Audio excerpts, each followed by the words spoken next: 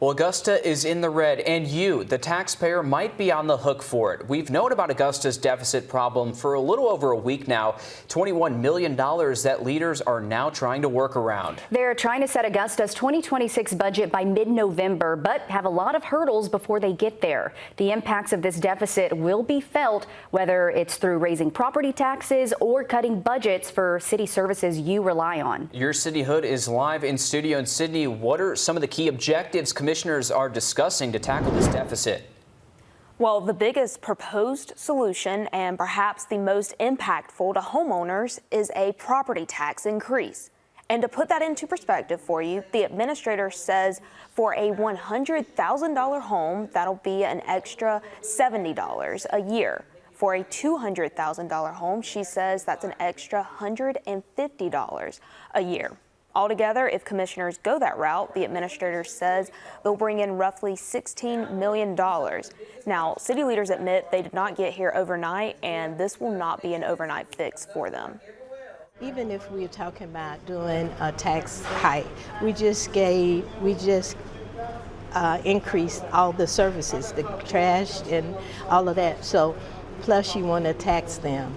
32% or whatever, and I'm just not right now. The indigestion is real high. I am not in favor of a tax hike. I feel like property taxes, people are saying that they're too high. Yeah, they've seen a change and tax increase in other places too. It's got to happen. Well, I don't want it. I'm conservative. You know that. I don't want to see all this go on.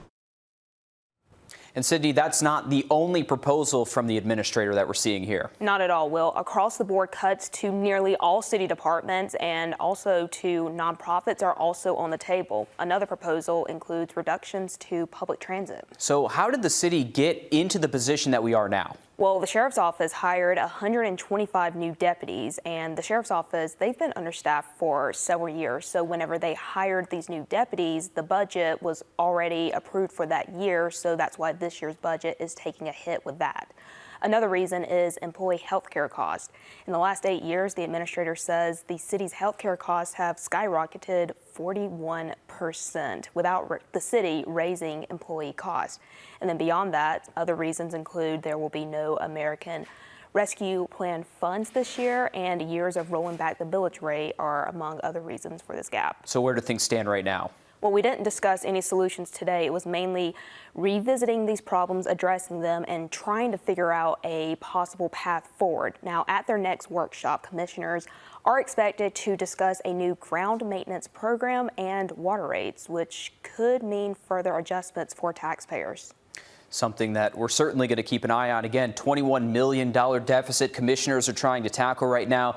You, the taxpayer, could be on the hook. Again, that's something that they're trying to figure out right now. There are 3 more budget work sessions where they will try to work through and find a path forward here. Like we mentioned, that next session is Monday from 9 to 11. After that, there is a session Thursday, November 6th from 2 to 4. Then the last session is Thursday, the 13th from 2 to 4. All of these are at the municipal building.